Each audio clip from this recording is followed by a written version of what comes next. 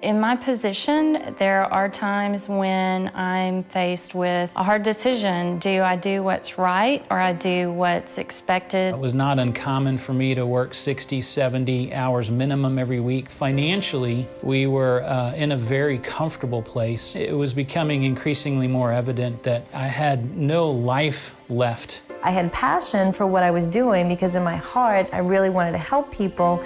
But the truth was, I was exhausted and I wasn't having very much fun. I'm working as a medical scientist for pharmaceutical companies. Being in corporate America, it's a little difficult sometimes to bring up the topic of God. I kind of ate, drank, thought about investment banking. That was my identity. But I knew deep down inside that there was something else. There's got to be something else. Here's a concept I'd love for you to really just to kind of wrap your mind around. Work as worship.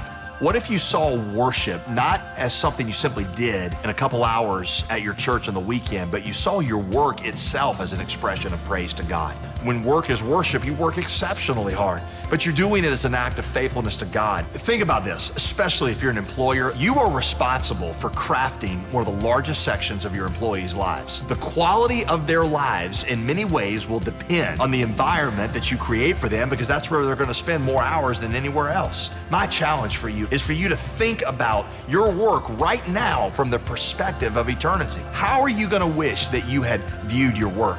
I think with any job is meant to be used as worship to our sovereign God who has placed us in that position. There's so much about putting others first and the greatest commandment that is consistent with building great product. I am in business in order to save people time and money, and that's an orientation that fires me up every day and every morning.